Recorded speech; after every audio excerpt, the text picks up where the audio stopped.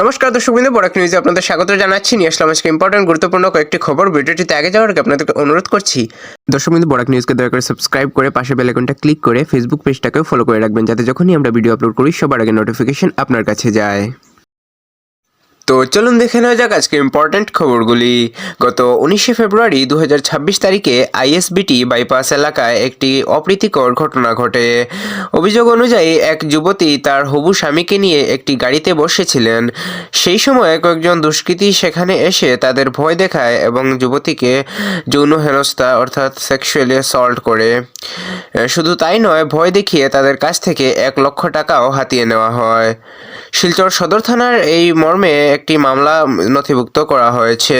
Police তদন্ত চালিয়ে নিতপুল দাস নামে এক যুবককে গ্রেফতার করেছে। তার বাড়ি শিলচরের আশ্রম রোডে। সিসিটিভি ফুটেজ এবং তথ্যের ভিত্তিতে আরও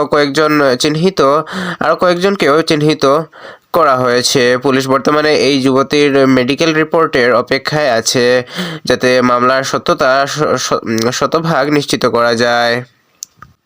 জওহরলাল নেহরুর মূর্তি ভাঙচুর লক্ষ্মীপুরের পলাপুর এলাকায় ভারতের প্রথম প্রধানমন্ত্রী পণ্ডিত জওহরলাল নেহরুর একটি পূর্ণাবয়ব মূর্তি গভীর রাতে একটি জেসিবি গাড়ির দিয়ে ভেঙে দেওয়া হয়। ফলে সিসিটিভিতে ফুটেজ দেখা গেছে যে মাঝরাতে একটি জেসিবি এসে মূর্তিটি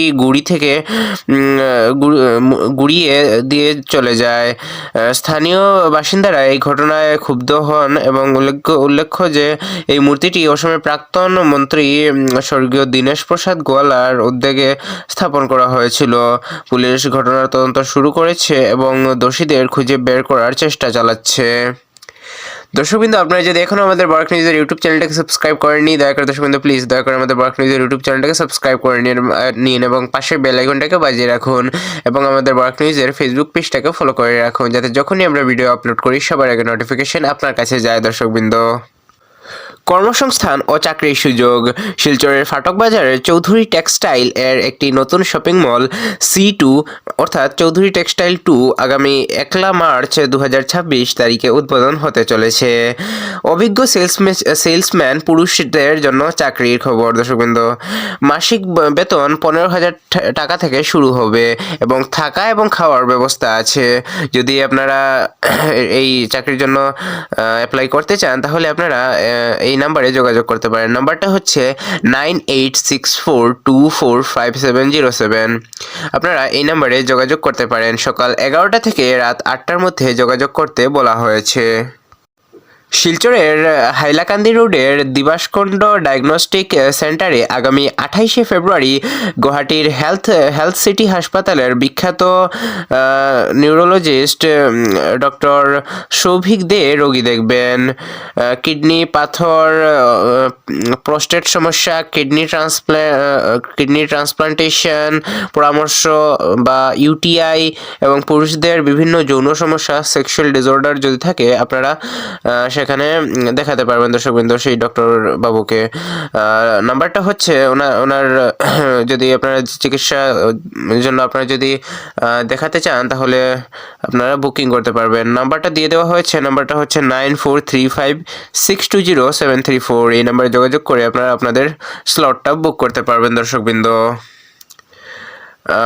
শিলচরে দীর্ঘ 8 দিন ধরে চলা বিষ্ণুপ্রিয়া মণিপুরী সম্প্রদায়ের সত্যাগ্রহ আন্দোলন অবশেষে সফল হয়েছে। সরকারের আহ্বানে গুয়াহাটিতে মন্ত্রী শ্রী পীযূষ হাজারিকার সাথে সংগঠনের নেতাদের একটি গুরুত্বপূর্ণ বৈঠক হয়।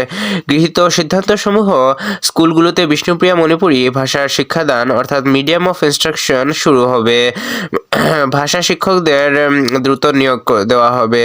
তাদের কেন্দ্রীয় OBC স্ট্যাটাস দেওয়ার বিষয়টি গুরুত্ব দিয়ে দেখা হবে। BMDC বা ডেভেলপমেন্ট কাউন্সিলের বাজেট বাড়ানো হবে। পরিবেশ ও ধর্মীয় আপডেট।